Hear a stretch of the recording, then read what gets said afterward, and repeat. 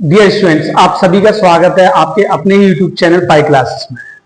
जैसा कि हमने एक वीडियो अपलोड किया था इससे पहले, एक्सरसाइज 1.1 था और उसमें कुछ क्वेश्चंस कवर किए थे और उसमें हमने कुछ यूनिवर्सल आइडेंटिटी और इस तरह के टाइप ऑफ रिलेशन के बारे में डिस्कस किया था।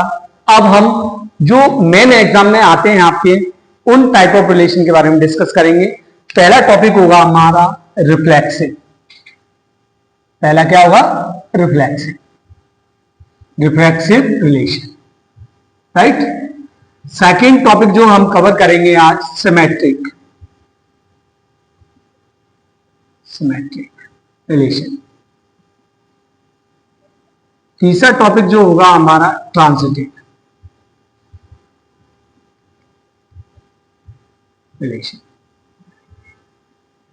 आज हम इन टॉपिकों को कवर करेंगे, लेकिन उससे पहले कभी कभी एग्जाम में इनकी डेफिनेशन आ जाती है। हम क्वेश्चन तो सॉल्व करेंगे, लेकिन कभी कभी क्या होता है, एग्जाम में डेफिनेशन आ जाती है, तो हम किस तरह से उसको अपने एग्जाम में रिप्रेजेंट करेंगे जरा देखिए। चलिए ठीक है, तो लिखते हैं हम डेफिनेशन किसकी? रिफ्लेक्सिव रिलेशन की, राइट। चलिए, रिफ्लेक्सिव रिलेशन क्या होता है समझते हैं। इफ अ रिलेशन, डेफिनेशन आ रही है इसकी, अ relation is said to be, a relation is said to be a reflexive relation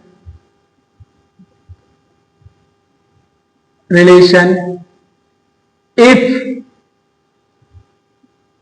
a comma a belongs to R, a comma a belongs to R for all, ये उल्टा जो ए बन रहा है इसको फॉर ऑल बोलते हैं। Small A belongs to capital A. थोड़ी देर बाद बात करते हैं, आप पहले समझिएगा। या फिर हम इसको ऐसे लिख सकते हैं, a R a for all a belongs to A, right. अगर ये डेफिनेशन में आएगी तो इस तरह से हमको लिखना है। चलिए मैं दोबारा से डेफिनेशन को रिपीट कर रहा हूं। A relation is said to be a reflexive relation. एक रिलेशन रिफ्लेक्सिव रिलेशन कब होता है? जब इफ ए कॉमा ए, अभी बताएंगे ए कॉमा ए क्या होता है, बिलोंग्स टू, इसको हम क्या बोलेंगे? Belongs to, right. किसको? रिलेशन को करे, ए कॉमा ए बिलोंग्स करे किसको? रिलेशन को। इसको हम बोलते हैं फॉर ऑल, राइट। जो स्मॉल ए है, मतलब इसके जो अंदर के एलिमेंट है वो सेट से इंडिकेट करे। ये किसको इंडिकेट करेगा? सेट ए को, राइट। या फिर हम इसको, इसी चीज को हम इस तरीके से लिख सकते हैं, a R a for all a belongs to set A, right. अगर ये डेफिनेशन इस तरह से आती है तो हम इसको इसी तरह से कॉपी करके एग्जाम में लिख देंगे। क्लियर? यहां तक आपको समझ में आया? चलिए, तो हम एक एग्जांपल के थ्रू समझते हैं कैसे रिफ्लेक्सिव होगा। चलिए एक एग्जांपल लेते हैं हम।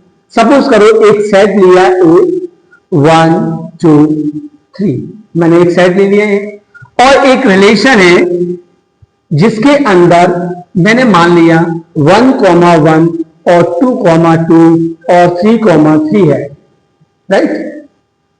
चलिए, खुद की इमेज खुद में आए, डोमेन और रेंज के सेम एलिमेंट होंगे, डोमेन और रेंज के सेम एलिमेंट होंगे, डोमेन और रेंज के सेम एलिमेंट होंगे।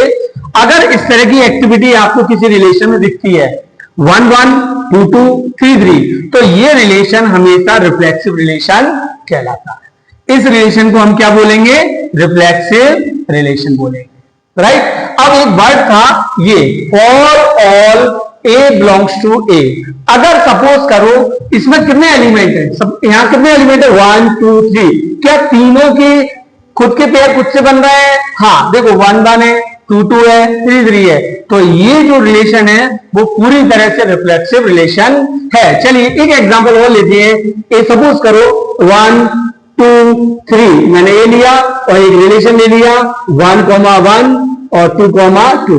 क्या आप बताइएगा, क्या ये जो रिलेशन है वो रिफ्लेक्सिव है क्या? तो बिल्कुल नहीं। क्यों? क्योंकि इसमें 3,3 की इमेज नहीं बनी हुई है, राइट। तो ये वर्ड का मतलब क्या है, जितने भी एलिमेंट सेट ए के अंदर जितने भी एलिमेंट हैं उन सारे की क्या बनना है यहाँ पर, पेयरिंग होनी खुद से। जैसे 1 1 1 है, हाँ देखो 1 1 की पेयरिंग है, 2 है, हाँ 2 2 की पेयरिंग है, 3 है, क्या 3 3 की पेयरिंग है, नहीं है। इस कारण से ये जो रिलेशन है वो रिफ्लेक्सिव रिलेशन नहीं होगा। आपको मेरी बात समझ में आ रही है? यदि इतनी सी बात समझ में आई है तो आप फिर इतना कॉपी कीजिए जिससे मैं आगे की क्लास स्टार्ट करूं। चलिए मिलते हैं। डियर स्टूडेंट्स, आप सभी ने कॉपी कर लिया होगा और मुझे पूरी उम्मीद है कि आपको यहां तक मैंने जितना पढ़ा दिया उतना आपको समझ में आया, राइट। चलिए हम नेक्स्ट डेफिनेशन की तरफ बढ़ते हैं, उसका नाम है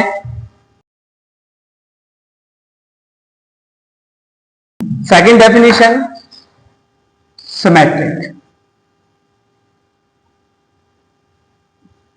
सिमेट्रिक रिलेशन। चलिएगा आइएगा डेफिनेशन पहले लिखते हैं। अ रिलेशन, बहुत सिंपल लैंग्वेज में, अ relation is said to be a symmetric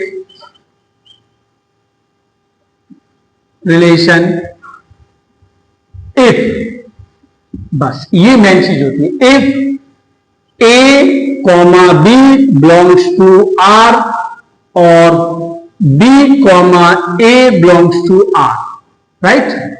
या फिर हम इसको कैसे लिख सकते हैं, A R B equal B R A।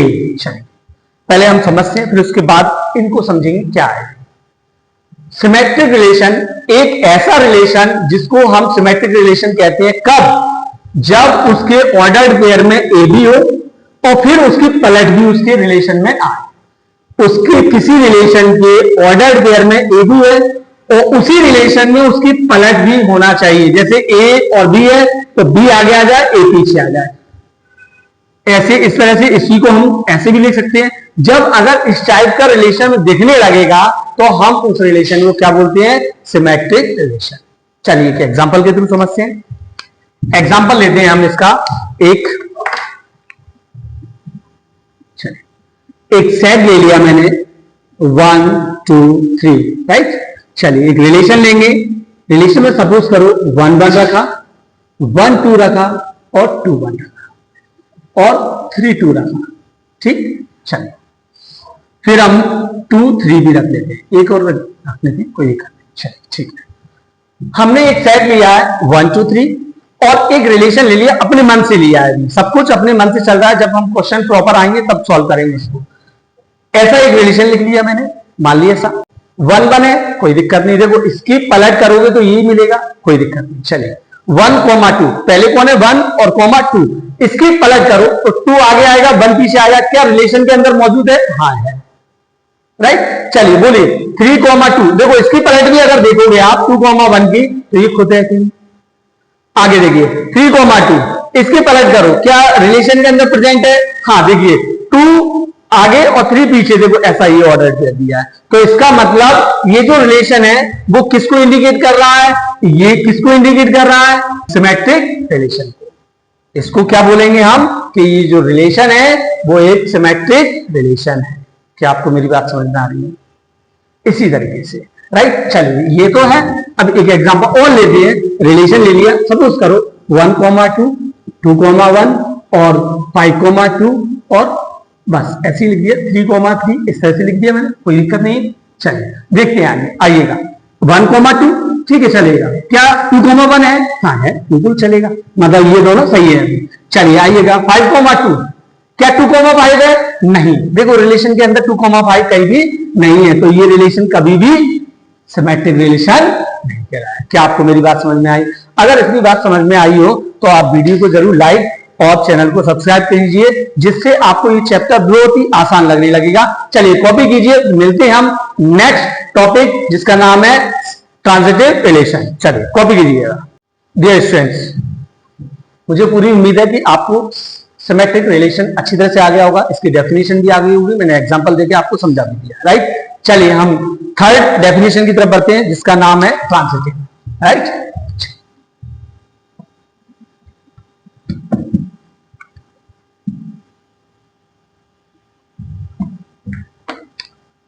Transitive.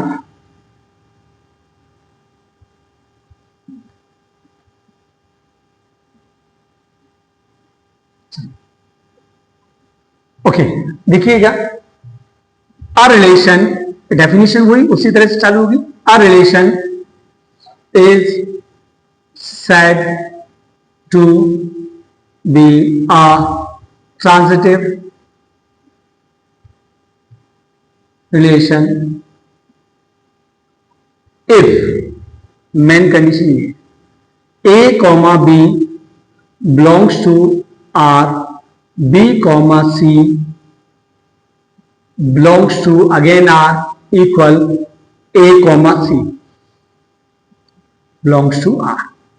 या फिर ऐसे भी लिख सकते हैं a R b comma b R c equal a R c, right.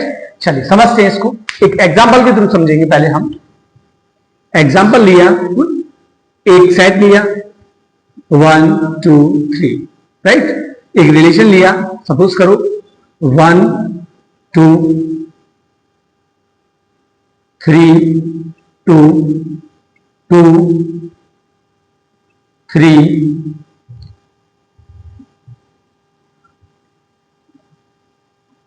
1 3, right, 3 3। चलिए समझते हैं एक एग्जांपल के थ्रू। एक सेट लिया मैंने, ये 1 2 3। सबसे पहले डेफिनेशन दोबारा से पढ़ते हैं एक बार और। A relation is said to be a transitive relation। एक रिलेशन ट्रांजिटिव रिलेशन कब कहलाता है? जब A, B एक ऑर्डर्ड पेयर है, किसके अंदर? रिलेशन के अंदर। किसके अंदर? रिलेशन के अंदर। रिलेशन के अंदर एक ऑर्डर्ड पेयर है AB, फिर उसी रिलेशन के अंदर B से, देखो इसका पहला, इसका दूसरा एलिमेंट, इसके पहले एलिमेंट दोनों सेम होना चाहिए।